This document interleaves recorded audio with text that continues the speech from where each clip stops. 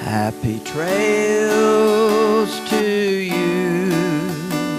It's great to say hello and to share with you the joy I've come to know. This guy, teenager, his name was Brad. And his primary love language was words of affirmation.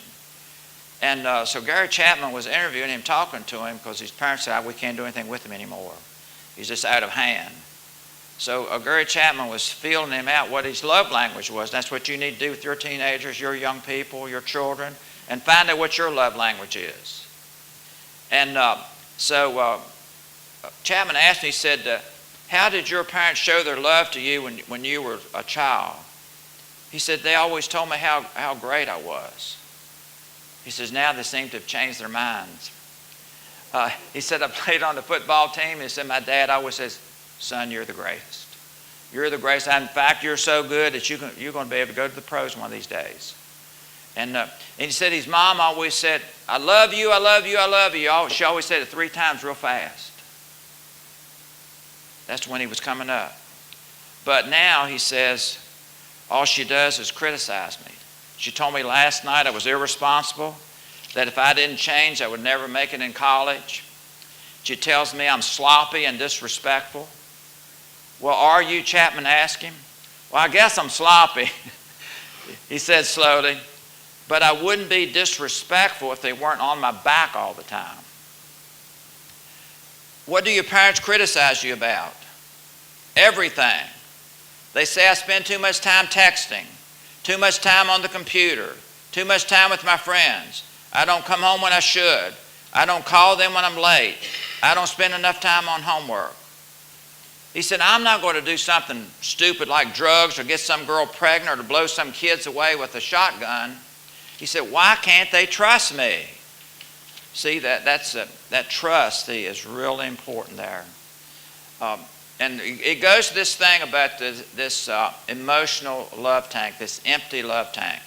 See, if our love tank is empty, then as parents, we're going to speak sharp, critical things to our children and our teenagers and to our spouses. But if our emotional love tank is filled, then we're not going to do that. It shows how empty we are when we speak negative, bad words to those about us. Chapman says all of us have an emotional love tank.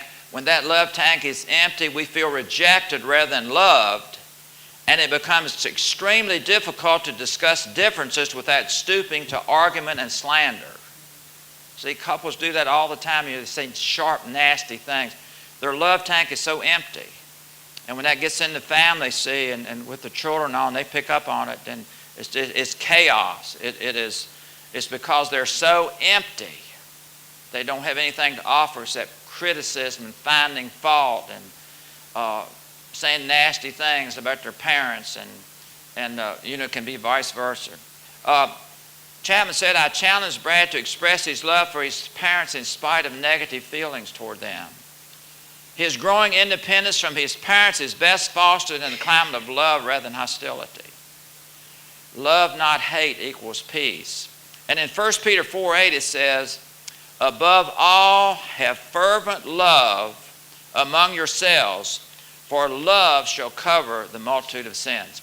The Message Bible of 1 Peter 4:8, most of all, love each other as if your life depended on it. Love makes up practically for everything and anything. We said last time that teenagers need boundaries. Parents who love them will see they live within these boundaries. That's really important. But there's a better way to motivate teenagers to do so than by yelling cruel, bitter, condemning words when they misbehave. If there's a stage of life where they need affirming words, it's as a teenager. Because your body's changing. I mean, everything is changing. And, they're trying to establish their independence. They're trying to become an adult. They're trying to establish their self-identity. And they're going through all these physical changes, emotional changes, and it is a very difficult time. in the ancient Hebrew, there's an ancient Hebrew proverb in Proverbs 18:21 says, death and life are in the power of the tongue, and they that love it shall eat the fruit thereof. Many teens have little self-esteem, feel insecure, feel they don't measure up, and they blame themselves. And then when the parents come in and say more negative stuff, then they just are really upset. The Message Bible says, words kill, words give life. They're either poison or fruit. You choose. I like the Message. Well, how do we affirm our teenagers? Well, give words of praise. All teens do something right. You focus on what they're doing right instead of all the time what they're doing wrong. Look for these noble actions and reward them with verbal praise. Romans 13:7 says, give honor to whom honor is due. And if you told your teenager to clean the room and they didn't do a very good job, well, you praise them for what they did do right. You know, thank you for getting the spots off the floor. Thank you for cleaning that up. Thank you for putting the clothes in the clothes hamper. That really helped me today when I wash clothes. Just find something to praise them about, and that will really help. So praise specifics. Praise efforts. Praise efforts. You know, when they start mowing the grass, well, they miss some spots. Don't concentrate on the spots they miss. Say, son, you're really learning how to mow the grass. I commend you on the part that you did good. And when your teenager's feeling down, share a reason why you're proud of him or her. When a teenager makes a mistake trying to do something helpful, first use words to recognize that you knew of their good intentions. I know you meant well, and I thank you for your good intentions.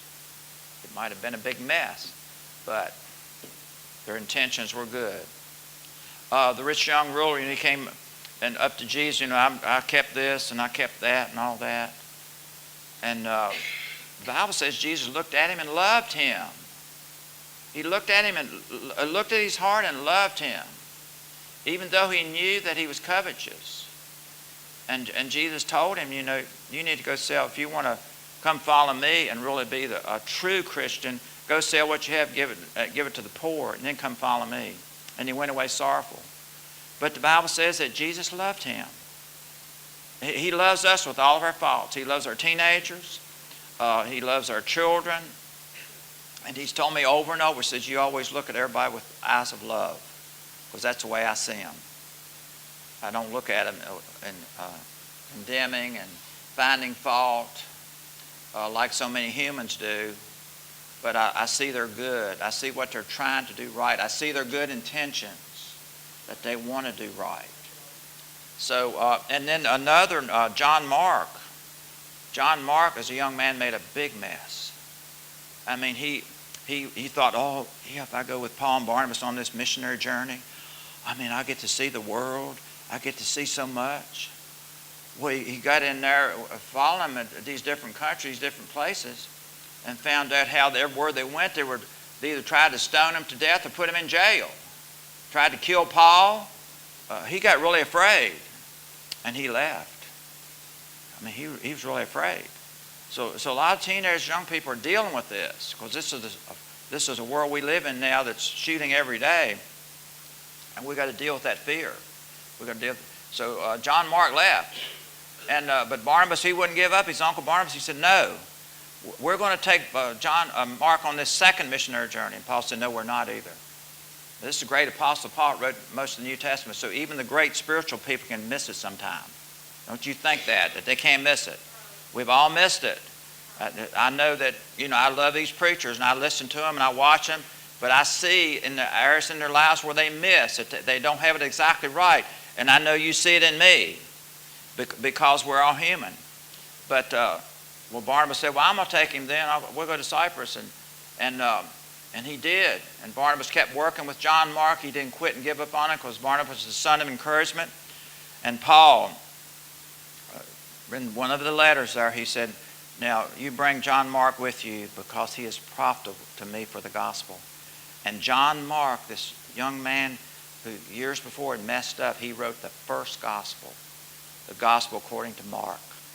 He wrote the first gospel. That was the first one that was written. He got so a hold of it that God said, hey, this young man, he knows something. And he really matured. And his was the first of the 4 gospels that blessed the world and changed the world. So don't give up on our young people. Don't give up on our teenagers. Boy, I looked like I wasn't going to be anything. In fact, in my high school annual, I put I wanted to be a soda jerk.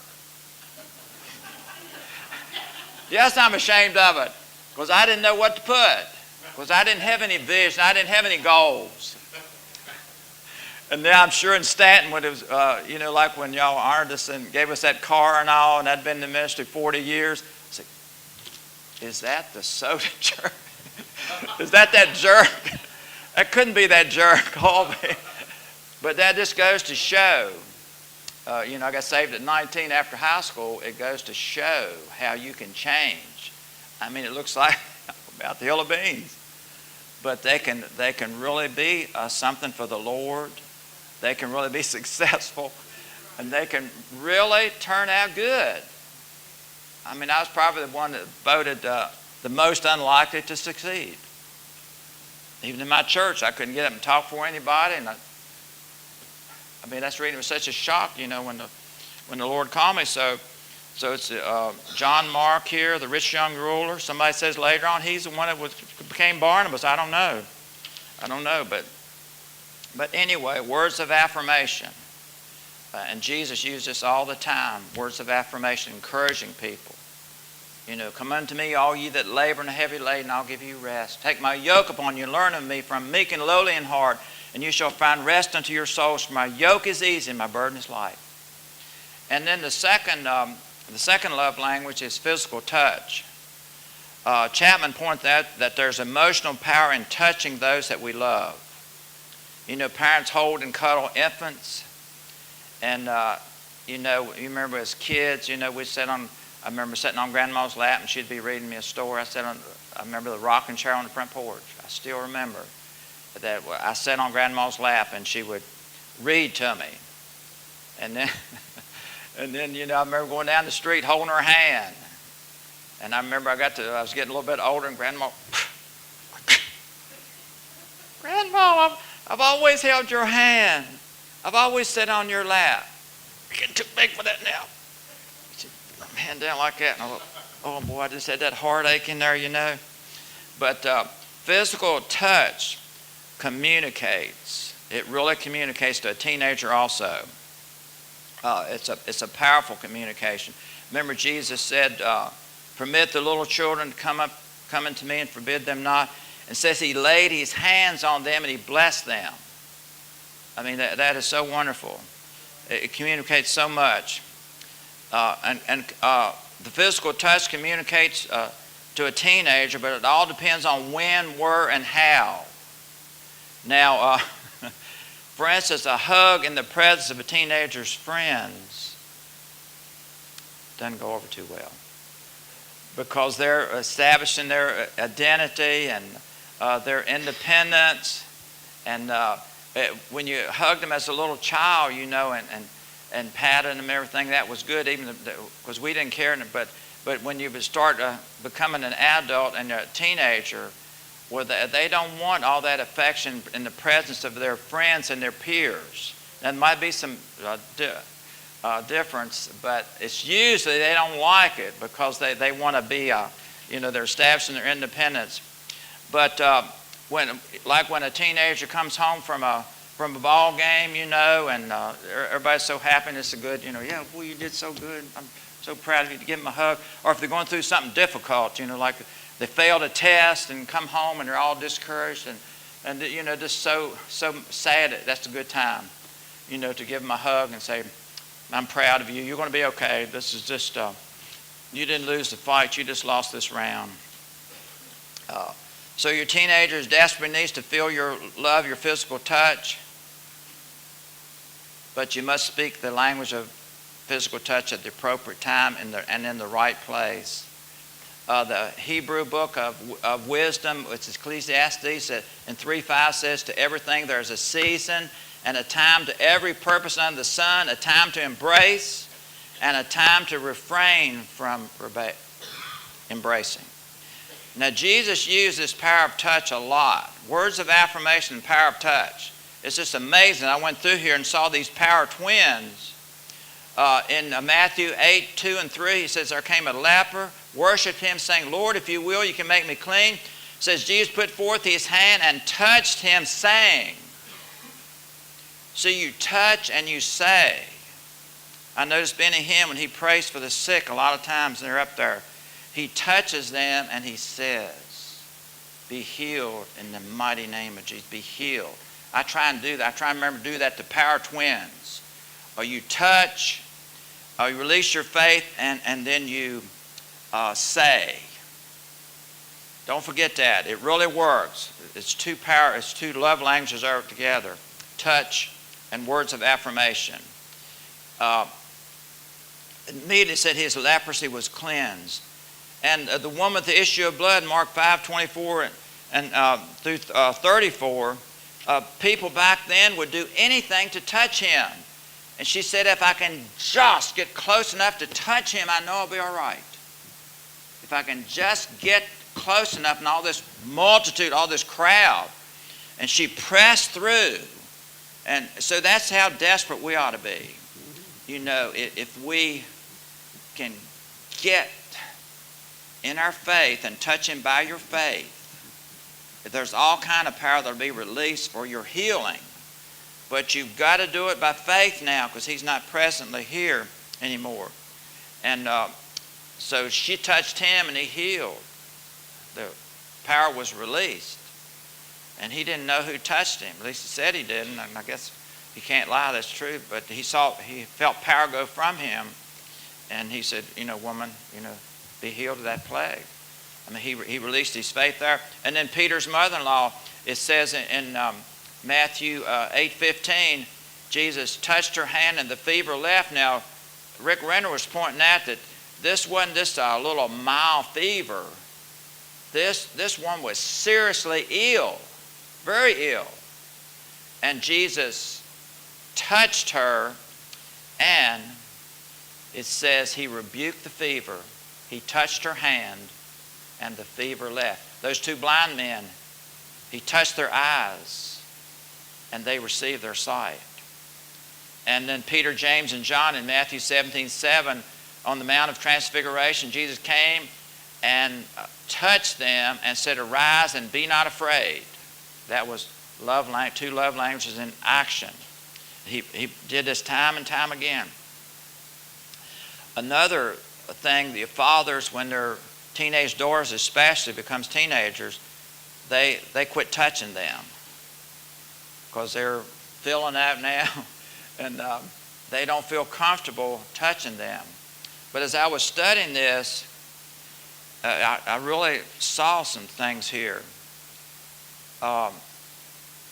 Do not withdraw appropriate physical touch to your teenage daughters.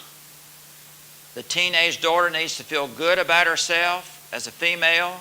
She needs to sense that she's attractive to the male gender. The father's role is to give her this sense of well-being about herself. Now, this is appropriate physical touch. Appropriate physical touch. It's far different from lust, because lust is not love. It's plain lust. I don't care whether it's your daughter or who it is. It's this lust. But real love, that goes to the heart.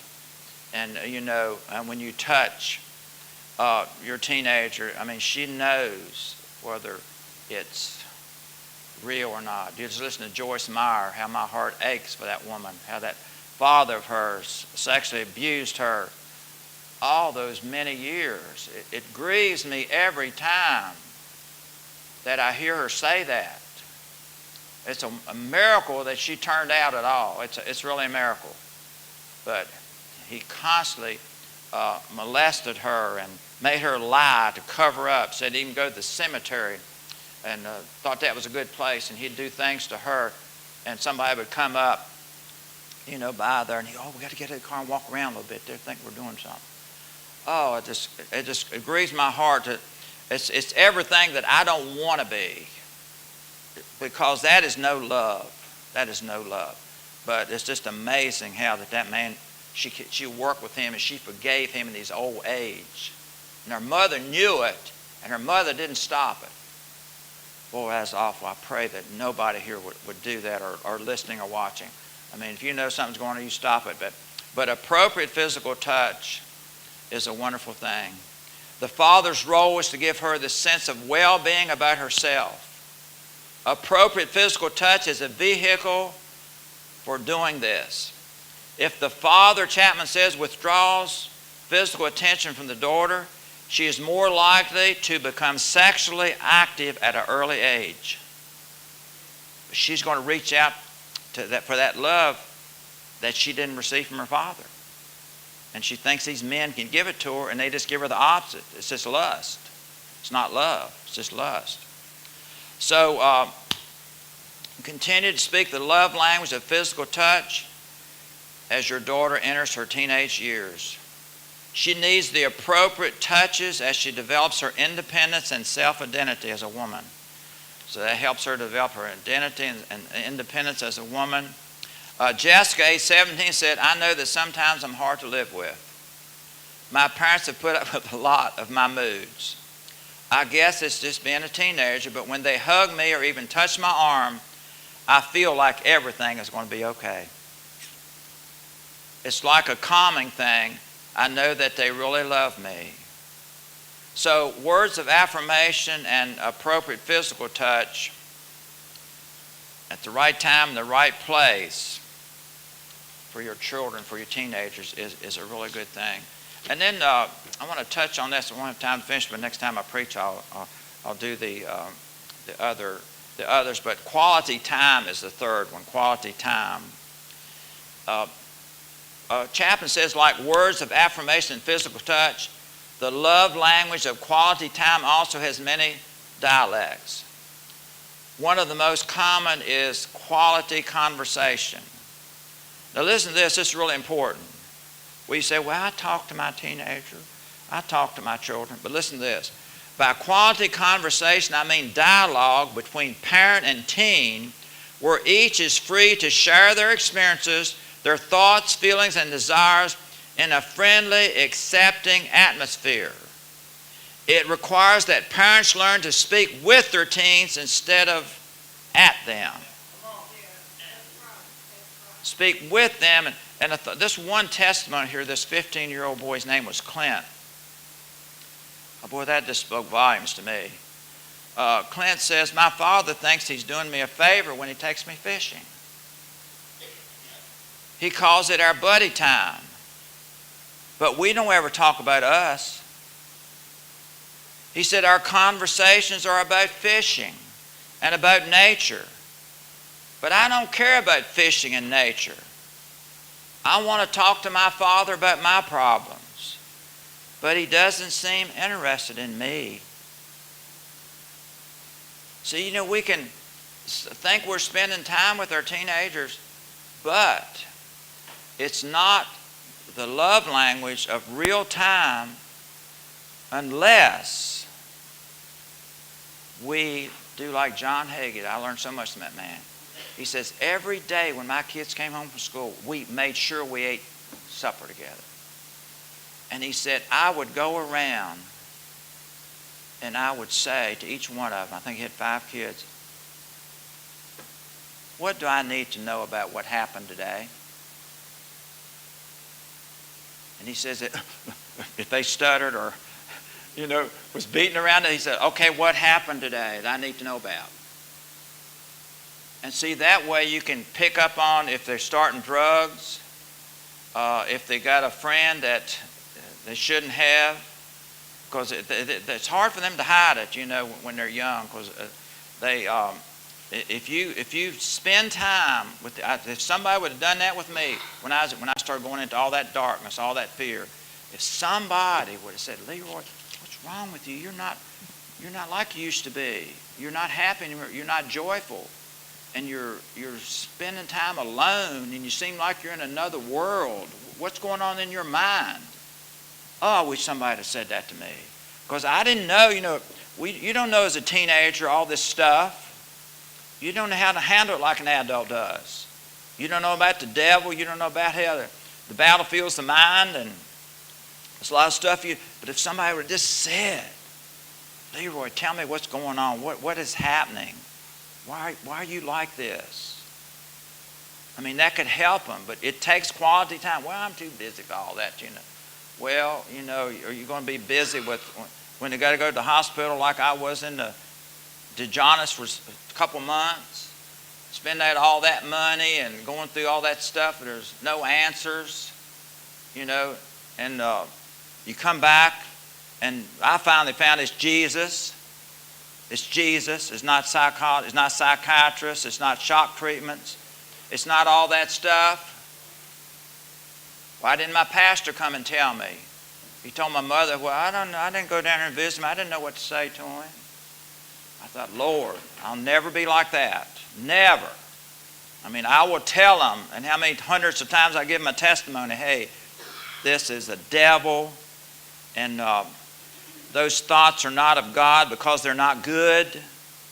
They're the devil. Fear, doubt, and unbelief is all of the devil to turn you away from God and away from your family, get you on drugs and stuff so you can get some peace temporarily. Married over 27 years, he didn't find any peace. Maybe a little bit temporarily, but the next fix, I mean, you got to get that and keep it going. And it don't work. I mean, the next morning you're still facing the same thing. Alcohol the same way. There's no answer. In anything of the devil that's not good, there's no answer. Oh, Satan said that I'd never be traveling the highway home. But when I resisted, he had to flee, traveling the highway home. I'm traveling the highway home, traveling the highway home. Narrow the way, thank God I can say I'm traveling the highway home. Oh, Satan said that I'd never be traveling the highway home. But when I resisted, he had to flee, traveling the highway home. I'm traveling the highway home, traveling the highway home. Narrow the way, thank God I can say I'm traveling the highway home. Narrow the way, thank God I can say I'm traveling the highway home.